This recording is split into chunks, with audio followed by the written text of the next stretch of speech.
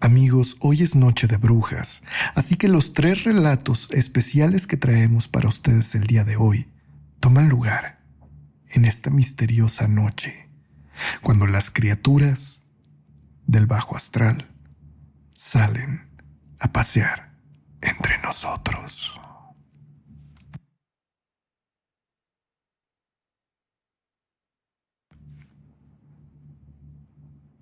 A mi mamá siempre le gustó ir durante estas fechas con su familia de Oaxaca, y las noches de Días de Muertos por allá son muy bellas.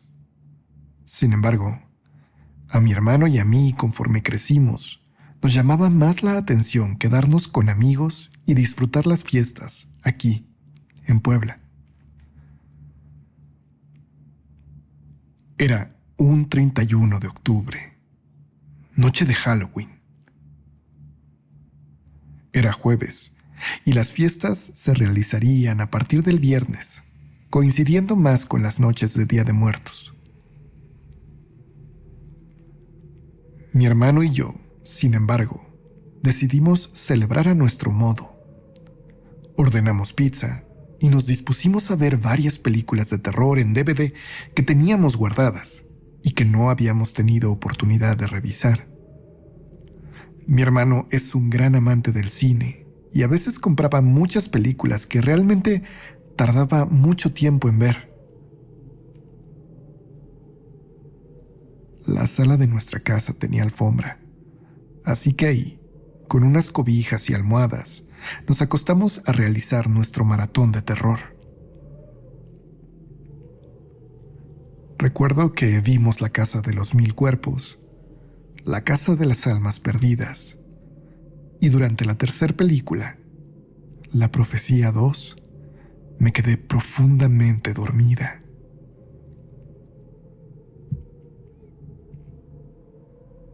Esa noche tuve un sueño muy extraño, en el cual una voz me hablaba. Una voz que yo no podía reconocer, pero era la voz de un hombre que me decía que todo estaba bien, pero que yo debía seguir algunas instrucciones, o de lo contrario, ellos se llevarían a mi hermano. Por alguna razón, aún estando dormida, eso que me dijo me dio mucho miedo, pero no realmente por aquella voz, ya que de algún modo pensé que estaba tratando de ayudarme. Me dio miedo el perder a mi hermano. Aquella voz me dijo que tenía que subir por una colina que apareció en mi sueño, y luego yo debía dar varios pasos. Recuerdo que el escenario de aquella visión cambiaba constantemente, al mismo tiempo que aquella voz seguía hablándome, guiando cada uno de los pasos que yo daba.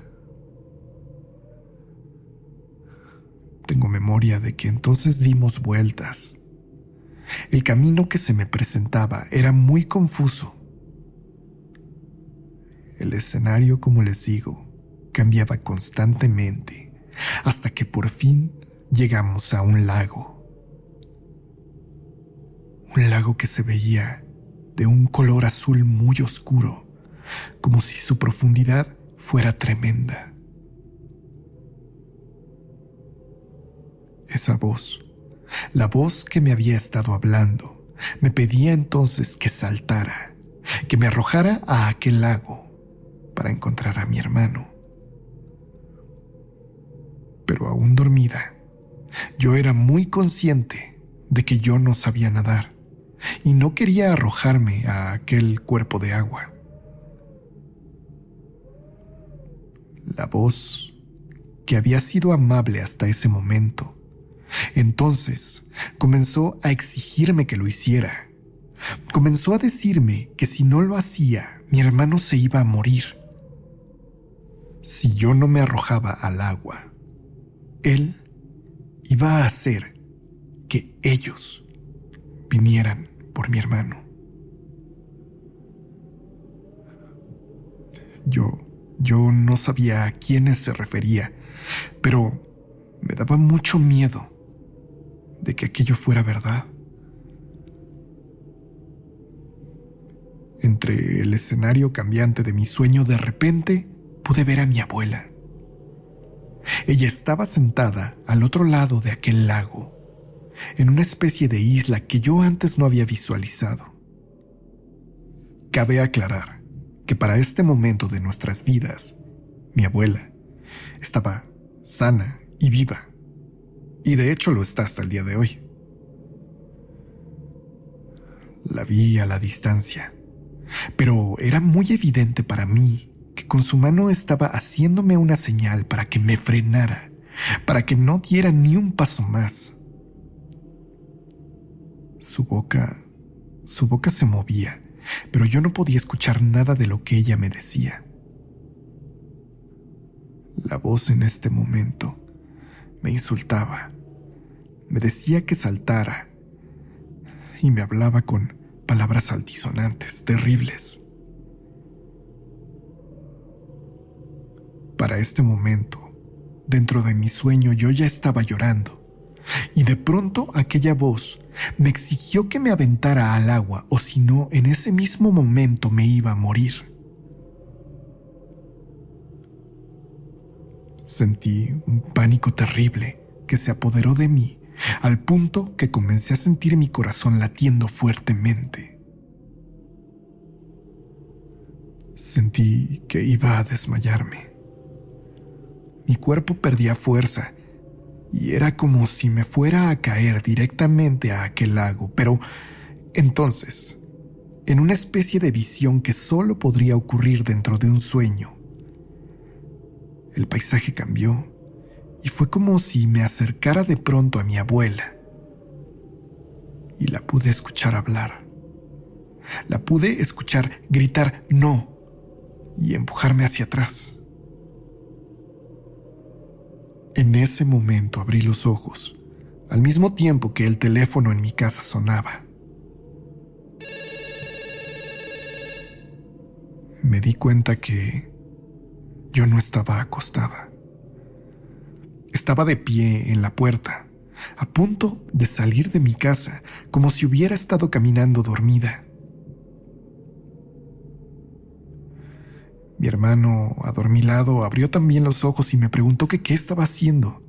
Al mismo tiempo que molesto se levantaba a responder el teléfono, mientras yo, casi a punto de las lágrimas, respiraba profundo, intentando calmar mi corazón que parecía salírseme del pecho.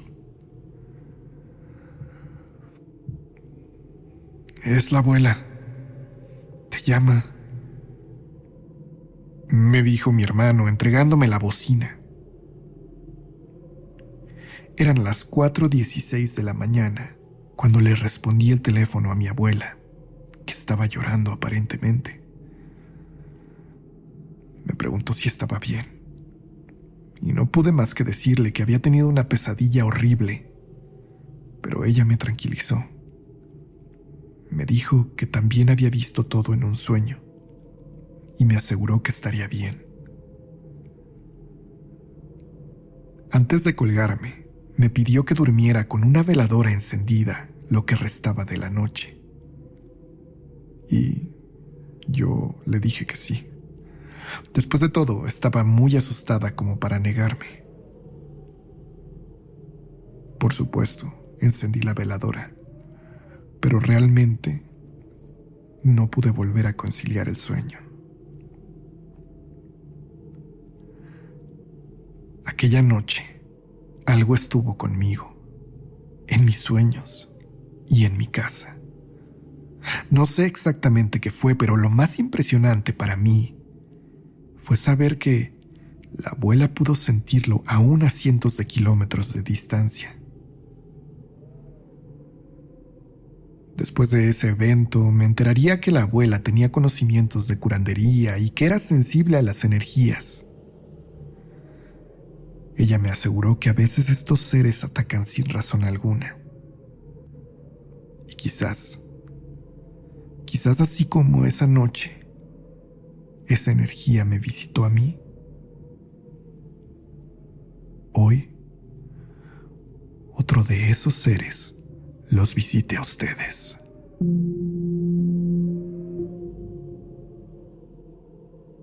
Esto nos ocurrió a mis amigos y a mí hace ya unos 25 años, mientras celebrábamos el Halloween y el Día de Muertos. Y es que ahora veo que los niños salen a pedir sus dulces disfrazados desde el 31 de octubre, justo coincidiendo con el Halloween americano, y muchas veces continúan hasta el 1 de noviembre. En mis tiempos no era así. Aprovechando que ambos días eran de asueto, la costumbre de pedir dulces la llevábamos a cabo el 1 y el 2 de noviembre, junto con nuestros días tradicionales de muertos. Pero bueno, ese es otro tema.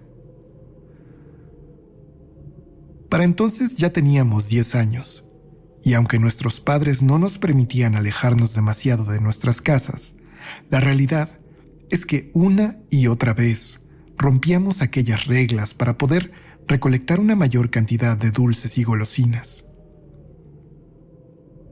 Esa noche no fue la excepción, y llegamos caminando hasta una calle que tenía 3 casas desocupadas y en franco estado de abandono. Éramos conscientes que ahí no vivía nadie y que no había vivido de hecho nadie en mucho tiempo. Pero uno de mis amigos, Arturo, que era el mayor de todos, notó que la puerta de una de esas casas estaba abierta. Se denotaba apenas ligeramente, y de no haber fijado la vista hacia allá, nadie se hubiera percatado de aquello. Siendo niños, Arturo nos retó a todos a entrar a aquella casa de apariencia tétrica. No les voy a negar que a mí en lo personal me dio un poco de miedo, pero en compañía de mis vecinos no tuve problema en aceptar. Éramos 7, y todos entramos a aquella propiedad, consumida por el tiempo y el descuido. Adentro, todo se encontraba como pudiera esperarse. Todo estaba sucio, lleno de polvo, con un olor que indicaba que seguramente los animales entraban regularmente a marcar su territorio. No había luz, pero varios de nosotros traíamos linternas pequeñas que nos ayudaban a alumbrarlo todo. Subimos a la segunda planta, motivados por la curiosidad, aunque estábamos ciertos de que ahí estaría todo tan vacío como en la planta baja. Y en efecto, las 2 primeras recámaras y el baño estaban en completo abandono y totalmente desocupadas y llenas de polvo, justo como los espacios abajo. Pero la tercera recámara, esa habitación principal del fondo, era diferente. Un olor extraño emanó de ahí apenas al acercarnos. Abrimos la puerta, y es verdad que no había tampoco muebles ahí, pero en medio de aquella habitación había una piedra grande, redonda, como una especie de altar. De ahí venía ese extraño aroma. Pronto notamos cosas pintadas en una pared y en el techo. Eran símbolos que hoy pienso que son justamente esos símbolos con los que identifican a los planetas. Estaban pintados en color rojo, y en medio de ellos había una gran mancha de esa pintura roja o lo que fuera, que formaba una figura muy burda. Parecía un rostro, una especie de rostro deforme.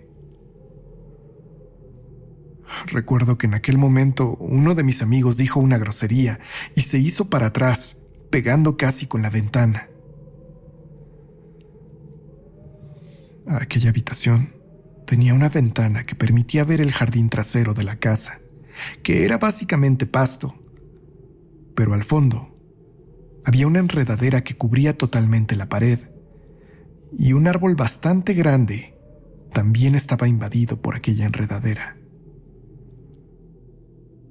Recuerdo que en ese momento todos comentamos ideas locas y quizás infantiles y descabelladas sobre el origen y propósito de todos esos símbolos.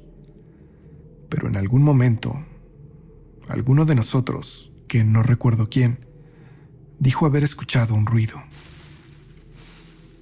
Todos entonces dirigimos nuestras linternas hacia aquel patio. Intentamos buscar qué había provocado aquel ruido, que según yo fue como un crujido, pero no encontramos nada. Alumbramos por todos lados aquel pasto, pero era imposible que algo estuviera escondido ahí. Una vez más escuchamos el crujir de la hierba, pero esta vez identificamos que parecía venir no del pasto, sino de aquel árbol. Nuestras linternas entonces comenzaron a alumbrar las ramas y el follaje, pero muchas de estas estaban cubiertas por aquella misma enredadera. De pronto notamos algo. Ahí, entre aquellas hierbas, vimos una especie de bulto, un bulto que se movió, que al alumbrarlo pareció esconderse. Recuerdo que todos comenzamos a preguntarnos qué era eso. Y tras un momento, aquella cosa volvió a moverse, esta vez quedando al descubierto. No sé si fue nuestra sugestión o quizás nuestra imaginación de niños, pero aquella cosa nos pareció que era como alguien que trajera una capa negra, enorme, con la cual se envolvía completamente el cuerpo. Sin embargo, sobre la capa parecía traer una máscara de oveja de lana negra.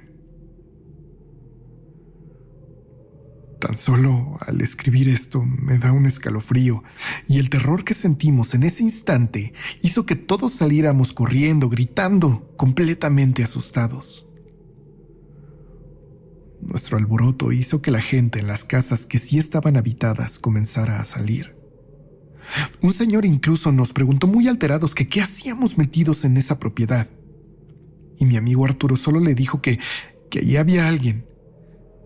Y nos echamos nuevamente todos a correr para salir de ahí y llegar a nuestras casas.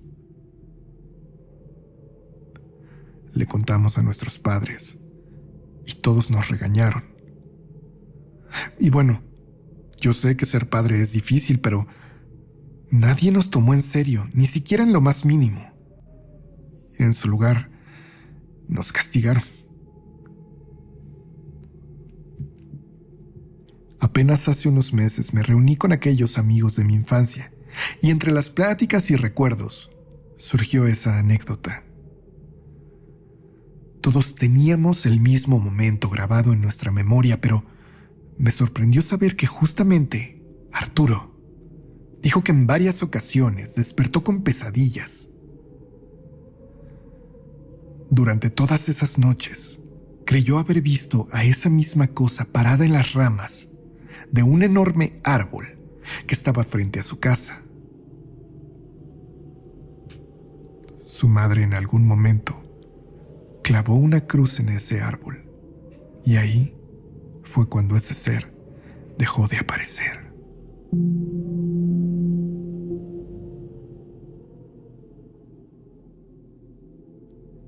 Por el año 1999, siendo un joven de 17 años, la noche de Halloween había dejado de significar dulces y juegos para comenzar a representar fiesta con mis amigos y descontrol. Mi grupo de 4 amigos asistimos aquel día a una reunión grande con mis compañeros de la escuela, aquí, en Tijuana, muy cerca de la parroquia de Santa María Reina. Ya pasadas las 2 de la mañana, era momento de volver a casa. Los 4 vivíamos relativamente cerca, en la colonia Hidalgo, pero como está ubicada en las lomas que hay por aquí, había que rodear un poco para poder subir a nuestras calles. Ya en el trayecto, uno de mis amigos, Federico, o Fede como le decíamos, nos propuso desviarnos un poco hacia el Parque Independencia para fumar un cigarro, lejos de nuestras casas.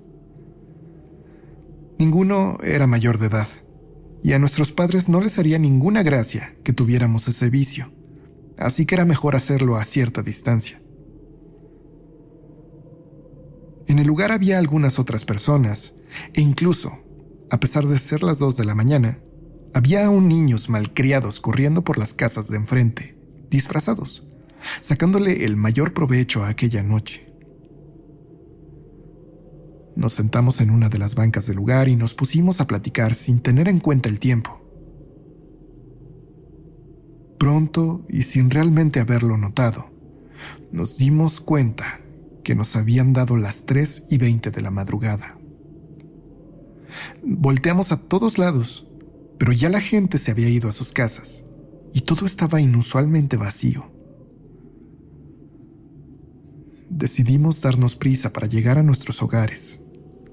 Incluso Raúl, que era el que vivía más alejado, pensó que a esa hora era mejor idea quedarse en mi casa esa noche, y yo no tuve problema con eso.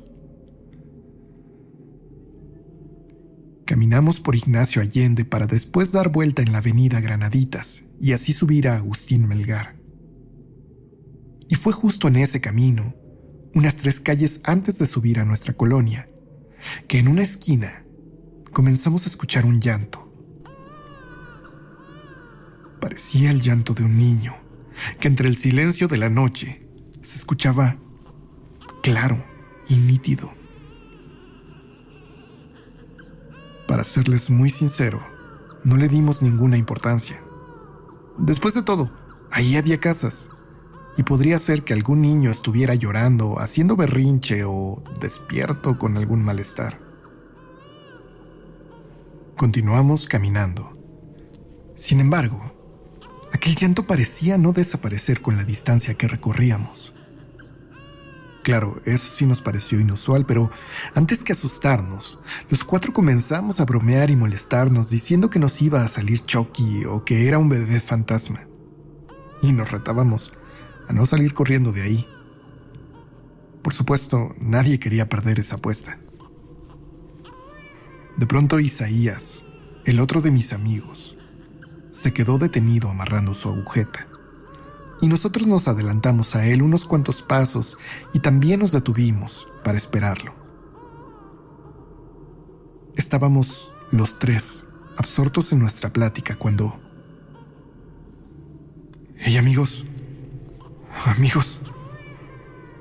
¿Qué es eso?, dijo Isaías, y los 3 volteamos para ver a qué se refería. Unos 10 metros detrás de nosotros, venía algo andando por la calle. Era un perro café de pelo corto y de extremidades muy flacas y cuerpo hinchado como si tuviera lombrices. Venía agitando su cabeza como diciendo que no, pero la boca la tenía abierta y la lengua de fuera, como si tuviera mucha sed. Claro, aquel podría haber sido un perro callejero muy enfermo. El único problema es que cuando ese perro agitaba la cabeza, de su boca salía aquel sonido, aquel llanto que parecía el de un niño. No sé cómo describírselos, pero el rostro de aquel animal tenía una expresión como de burla. En ese momento jalé a Raúl del hombro para echarnos a correr. Después de todo, las apuestas de valentía masculina adolescente ya no eran válidas.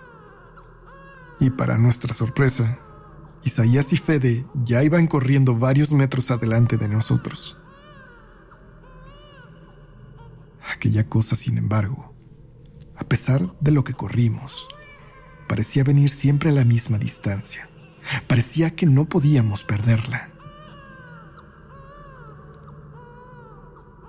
Llegamos a Agustín Melgar y yo traía mis llaves preparadas en la mano, pero a pesar de que Raúl les gritó, nuestros amigos no se detuvieron y continuaron corriendo una calle más arriba donde ellos vivían. No pensábamos seguirlos y rápidamente abrí mi portón, a pesar de que en realidad en ese momento nos dimos cuenta que habíamos perdido a aquella criatura. Cerramos la puerta y nos fuimos directamente a mi habitación. Mis padres estaban dormidos y pronto le marqué a Fede a su casa desde la extensión de mi cuarto.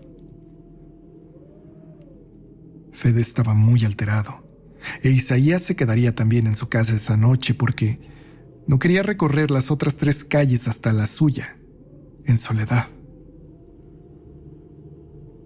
Raúl y yo nos recostamos en las literas de mi cuarto, pero era obvio que ninguno podría dormir en ese momento. Así que terminamos platicando mucho rato, hasta que dieron cerca de las 5 de la mañana. Cuando más tranquilos, acordamos que era buen momento para intentar dormir.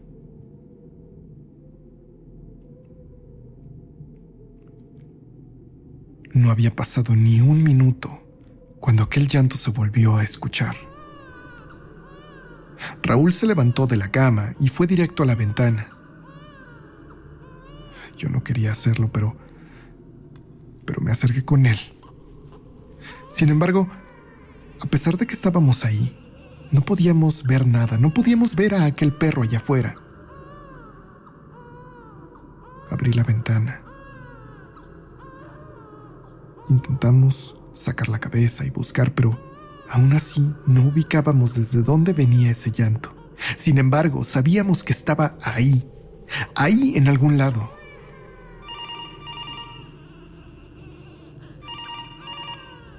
Sonó la extensión de teléfono en mi cuarto.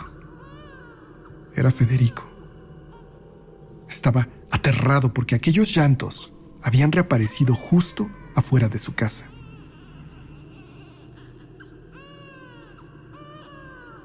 No puede ser, Fede. No podemos verlo, pero